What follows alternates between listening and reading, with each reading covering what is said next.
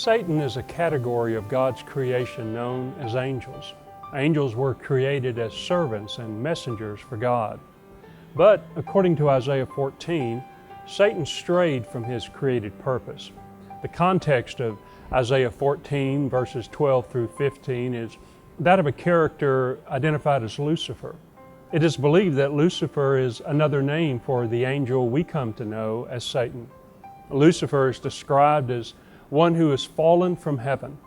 In that same verse, we find that he was cut down to the ground, which follows the curse given by God to Satan in the garden. He is further described as one which weakened the nations, a reference to the damaging effects of sin upon the earth. The misdirected purpose of Satan is seen in verses 13 and 14 of Isaiah, where we find this statement, "For thou hast said in thine heart, I will ascend into heaven, I will exalt my throne above the stars of God. I will sit also upon the mount of the congregation in the sides of the north. I will ascend above the heights of the clouds. I will be like the Most High." Well, the rebellion of Satan was his belief that he could be as exalted as God himself. As a result, God condemned Satan, casting him out of heaven and to the realm of earth. Ezekiel 28 verse 16 tells us, "By the multitude of thy merchandise they have filled the midst of thee with violence, and thou hast sinned. Therefore I will cast thee as profane out of the mountain of God, and I will destroy thee, O covering cherub, from the midst of the stones of fire." The passage in Ezekiel seems to refer to Satan, which is here described by the pseudonym as the king of Tyre. To complete the judgment of Satan, the Lord prepared a place called hell. Matthew 25:41 tells us that hell itself was actually prepared for the angels who had fallen, including Satan. Thus, hell's original purpose was to be a place of eternal judgment and punishment of angelic beings. It would be the fall of man that would cause the use of hell to broaden to include the lost.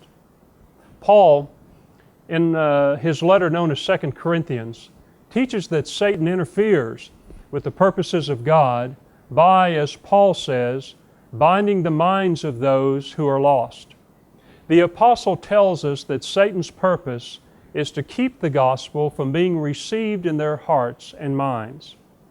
Later, Paul would inform the Ephesians that our struggles in this life are to be seen as spiritual battles, not fleshly ones, that our real adversary is Satan and his demons. We are told to prepare to battle the wiles or the cleverness of Satan.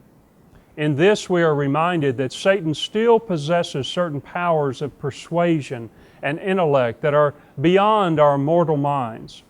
We are not to panic, however, but to rely on our salvation and the truth of Scripture to engage in this spiritual warfare. Thus, Satan is a serious foe, but is defeated by the truth of God.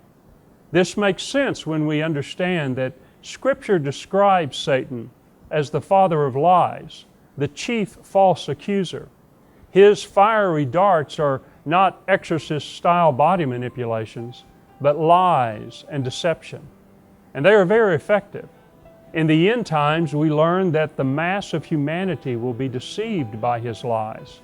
And yet, we have the weapon to combat the lies of Satan, the truth of God. Paul tells the Ephesians that if they will be bold enough to rely on and use the truths of Scripture, Satan will not be able to win against them.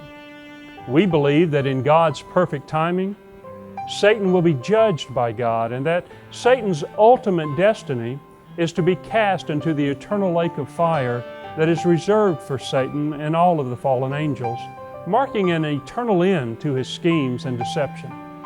Revelation 20 verse 10 foretells this grand day of God's reckoning, when it says, "And the devil that deceived them was cast into the lake of fire and brimstone, where the beast and the false prophet are, and shall be tormented day and night forever and ever."